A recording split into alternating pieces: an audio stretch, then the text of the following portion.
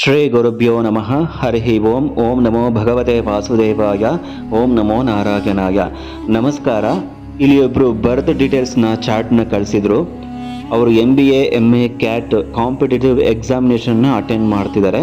So ಇಲ್ಲಿ ಮೊದಲಿಗೆ ನಾವು ದಶಾಭುಕ್ತಿಯನ್ನು ನೋಡಬೇಕು. ಅನಂತರ 6ನೇ ಮನೆ, 10ನೇ ಮನೆ, 9ನೇ ಮನೆ ಮತ್ತು 11ನೇ ಮನೆನ ನಾವು ಕಸ್ಪಲ್ ಸಬ್ಲಾಡ್ ನೋಡಬೇಕಾಗುತ್ತೆ. 6th ಕಸ್ಪ್ ಸಬ್ಲಾಡ್ ಬಂದು ಕಾಂಪಿಟೇಟಿವ್ ಎಕ್ಸಾಮಿನೇಷನ್ಗೆ, 10th ಬಂದು ಪ್ರೊಫೆಷನಲ್ ರಿಲೇಟೆಡ್ ಎಕ್ಸಾಮಿನೇಷನ್ ಬರೀತಿರೋದ್ರಿಂದ ಅದನ್ನು ನಾವು ನೋಡಬೇಕಾಗತ್ತೆ. 9th ಕಸ್ಪ್ ಸಬ್ಲಾಡ್ ಬಂದು ಹೈಯರ್ ಎಜುಕೇಷನ್ಗೆ ನಾವು ನೋಡಬೇಕಾಗುತ್ತೆ. 11th ಕಸ್ಪಲ್ ಸಬ್ಲಾಡ್ ಬಂದು ಸಕ್ಸಸ್ ಆಗುತ್ತಾ ಇಲ್ವಾ ಅಂತೇಳಿ ನಾವು ನೋಡ್ಬಿಟ್ಟು ಹೇಳ್ತೀವಿ. ಮೊದಲಿಗೆ ಲಗ್ನ ಬಂದು ಮೇಷ ಲಗ್ನ ಆಗಿರುತ್ತೆ, ರಾಶಿ ಬಂದು ವೃಶ್ಚಿಕ ರಾಶಿ ಆಗಿರುತ್ತೆ. ಮುಖ್ಯವಾಗಿ ನಾವು ದಶಾಭುಕ್ತಿಯನ್ನು ನಾವು ನೋಡ್ಕೋಬೇಕಾಗುತ್ತೆ. ಇಲ್ಲಿ ದಶಾಭುಕ್ತಿಯಲ್ಲಿ ದಶಾಸಂಧಿ ನಡೀತಿರೋದ್ರಿಂದ ಸ್ವಲ್ಪ ಏಳು ಬೀಳು ಅನ್ನೋದು ಇರುತ್ತೆ. ಎಲ್ಲ ವಿಷಯದಲ್ಲೂ ಏಳು ಬೀಳು ಇದ್ದೇ ಇರುತ್ತೆ.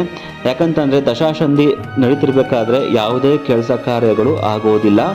ಸ್ವಲ್ಪ ಮಟ್ಟಿಗೆ ಕಾನ್ಫಿಡೆನ್ಸ್ ಕೂಡ ಕಡಿಮೆ ಆಗ್ತಾ ಹೋಗುತ್ತೆ. ಹಾಗಾಗಿ ನಾವಿಲ್ಲಿ ದಶಾಭುಕ್ತಿಯನ್ನು ನಾವು ಮುಖ್ಯವಾಗಿ ಗಮನ ತಗೊಂಡಾಗ ಕೇತು, ಬುಧ ಮತ್ತು ಶುಕ್ರನ ಒಂದು ಅಂತರ್ಭುಕ್ತಿ ನಡೀತಾ ಇರುತ್ತೆ. ಯಾಕಂದರೆ ಫೆಬ್ರವರಿ 2nd ವೀಕು ಇವ್ರಿಗೆ ಕಾಂಪಿಟೇಟಿವ್ ಎಕ್ಸಾಮಿನೇಷನ್ ನಡೀತಾ ಇದೆ.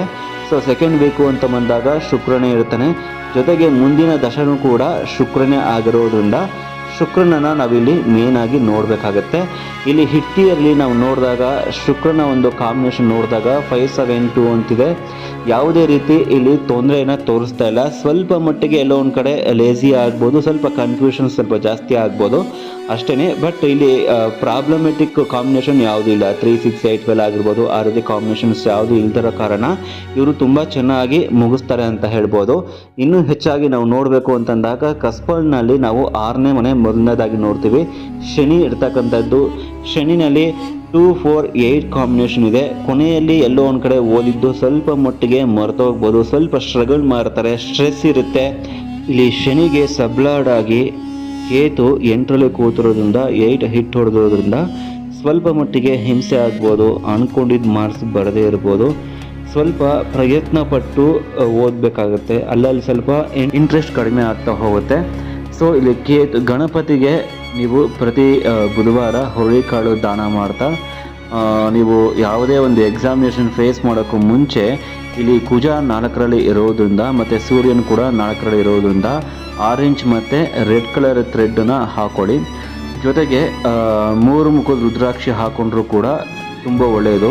3 ಮುಖದ ರುದ್ರಾಕ್ಷಿ 3 ತಗೊಳ್ಳಿ, ಅದನ್ನ ಒಂದು ರೆಡ್ ಕಲರ್ ಥ್ರೆಡ್ಡಲ್ಲಿ ಹಾಕಿ ಕಟ್ಕೊಳ್ಳೋದ್ರಿಂದ ಎಜುಕೇಷನ್ ಓರಿಯೆಂಟೆಡ್ ಏನೇ ಸಮಸ್ಯೆ ಇದ್ರೂ ಹೋಗುತ್ತೆ. ಮತ್ತು ಗಣಪತಿಗೆ ಹುರುಳಿಕಾಳು ದಾನ ಮಾಡಲೇಬೇಕು. ಮತ್ತು ದೂರ್ವವನ್ನು ಕೂಡ 21 ದೂರ್ವವನ್ನು ಕೂಡ ಇವರು ದಾನ ಮಾಡಬೇಕು. ಆಗ ಎಜುಕೇಷನ್ ರಿಲೇಟೆಡ್ ಏನೇ ಸಮಸ್ಯೆ ಇದ್ರೂ ಹೋಗುತ್ತೆ. ನಂತರ 10th ಕಸ್ಪು ನಾವು ನೋಡ್ತೀವಿ ಅಂತಂದಾಗ 6th ಕಸ್ಪ್ ಆಯಿತು, 9th ಕಸ್ಪು ಸೂರ್ಯ. ಸೊ ಹೈಯರ್ ಎಜುಕೇಷನ್ನ ಸಪೋರ್ಟ್ ಮಾಡ್ತಕ್ಕಂಥದ್ದು 9th ಕಸ್ಪ್ ಸಬ್ಲಾಡು. ಸೂರ್ಯ ಇಲ್ಲಿ ಬಂದಿರೋದ್ರಿಂದ ಸೂರ್ಯನಿಗೆ ಇಲ್ಲಿ ಸ್ಟ್ರೆಂತ್ ಇಲ್ಲ, ಆದರೆ 4-5-2 ಕೂಡ ಇದು ತುಂಬ ಒಳ್ಳೆಯದು. ಹೈಯರ್ ಎಜುಕೇಷನ್ಗೆ 4-5-2 ಕಾಂಬಿನೇಷನ್ ತುಂಬ ಒಳ್ಳೆಯದು. ನಂತರ 10th ಕಸ್ಪನ್ನ ನಾವು ನೋಡ್ತೀವಿ. 10th ಕಸ್ಪನ್ನ ನಾವು ನೋಡ್ತೀವಿ ಅಂತಂದಾಗ ರಾಹು ಇರತಕ್ಕಂಥದ್ದು. ರಾಹು ಇಲ್ಲಿ 2-7-5 ಕಾಂಬಿನೇಷನ್, ಇದು ಕೂಡ ಮೀಡಿಯಂ ಕಾಂಬಿನೇಷನ್ ಇದೆ. ಆಲ್ಮೋಸ್ಟ್ ಎಲ್ಲ ಗ್ರಹವು ಕೂಡ ಮೀಡಿಯಂ ಕಾಂಬಿನೇಷನ್ ತೋರಿಸ್ತಿರ್ತಕ್ಕಂಥದ್ದು. ದಶಾಧಿಪತಿಯಲ್ಲಿ ಮೀಡಿಯಂ ಕಾಂಬಿನೇಷನ್ ಇರ್ತಕ್ಕಂಥದ್ದು. ಜೊತೆಗೆ ಮುಂದಿನ ದಶ ಹಾಗೂ ಅಂತರ್ಭುಕ್ತಿ ಬಂದು ಶುಕ್ರ, ಅದು ಕೂಡ ಮೀಡಿಯಂ ಇರತಕ್ಕಂಥದ್ದು. 70-80% ತೆಗೆಯುವ ಅವಕಾಶ ಇದ್ದೇ ಇರುತ್ತೆ.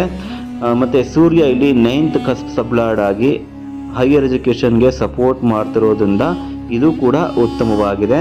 ಮುಂದಿನ ದಶೆ ಮತ್ತು ಅಂತರ್ಭುಕ್ತಿ ನಮಗಿಲ್ಲಿ ತುಂಬ ಮುಖ್ಯ. ದಶಾ ರಿಸಲ್ಟ್ಗೆ ಹೋದಾಗ ಶುಕ್ರ ಇಲ್ಲಿ 6ನೇ ಮನೆ ಕಾಂಬಿನೇಷನ್ ಕೊಡ್ತಿರ್ತಕ್ಕಂಥದ್ದು. ಕಾಂಪಿಟೇಟಿವ್ ಎಕ್ಸಾಮಿನೇಷನ್ಗೆ 6 ತುಂಬ ಮುಖ್ಯವಾದದ್ದು. ಹಾಗಾಗಿ ನೀವು ಶನಿಯ ವಿಚಾರದಲ್ಲಿ ನೋಡ್ತು ಅಂತಂದಾಗ ತುಂಬ ಒಳ್ಳೆಯದು. ಅದು ಸಬ್ಲಾಡಲ್ಲಿ 8 ಕನೆಕ್ಟಿವಿಟಿ ಇರೋದ್ರಿಂದ ನೀವು ದಾನ ಮಾಡಿಕೊಳ್ಳೇಬೇಕು. ನಂತರ 11th ಕಸ್ಪ್ ಸಬ್ಲಾಡು ಅಂತ ಬಂದಾಗ 11th ಹೌಸ್ನ ನಾವು ನೋಡ್ತೀವಿ.